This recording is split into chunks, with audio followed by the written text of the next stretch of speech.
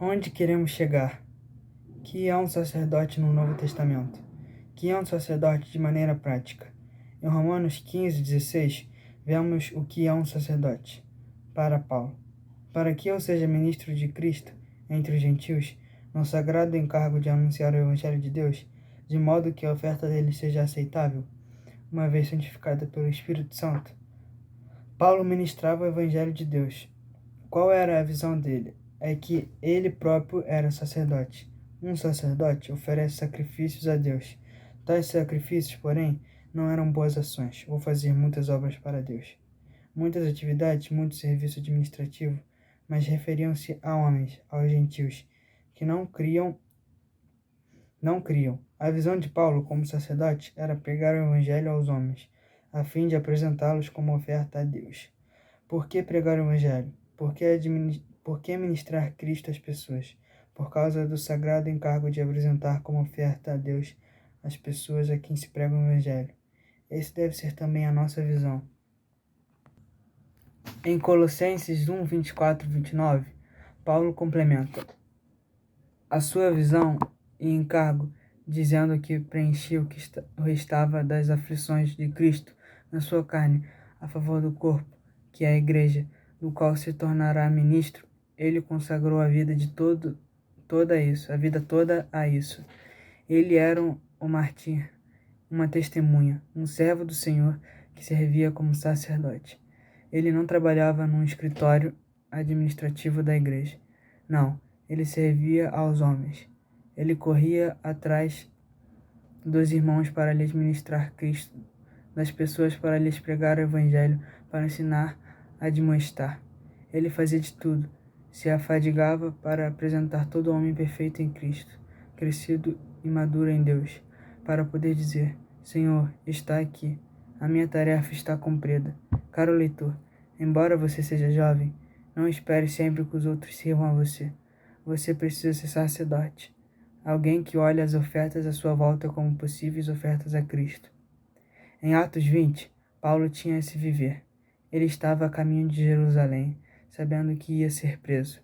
Quando passou por Mileto, mandou chamar todos os presbíteros da igreja em Éfeso e disse-lhes que fazia de tudo para poder ministrar Cristo às pessoas, ajudá-las a crescer em vida, a ganhar mais vida divina, mais palavra para crescer.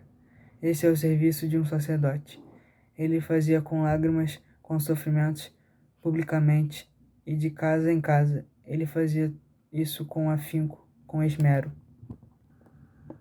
No versículo 24, ele diz: porém, em nada considero a vida preciosa para mim mesmo, contanto que complete a minha carreira e o ministério que recebi do Senhor Jesus, para testemunhar o evangelho da graça de Deus. E no 31 continua: portanto, vigiai, lembrando vós de que, por 3 anos, noite e dia, não cessei de admoestar, com lágrimas a cada um. Esse é um verdadeiro sacerdote.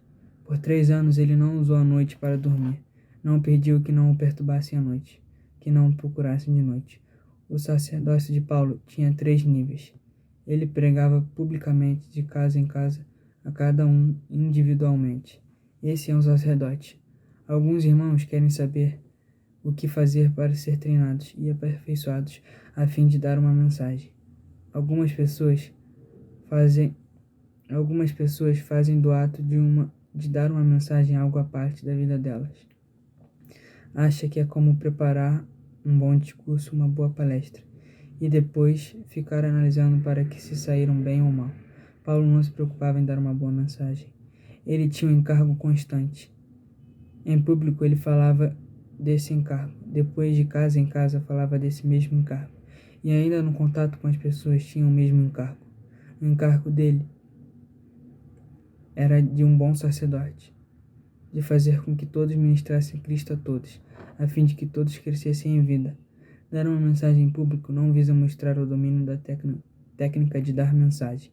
Falar uma mensagem é transmitir o encargo que se tem. Esse mesmo encargo deve existir no contato pessoal com os irmãos.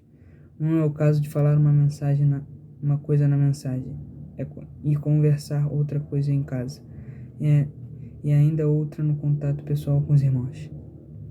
Se for assim, a mensagem nada tem que ver com a nossa vida. Nós somos sacerdotes.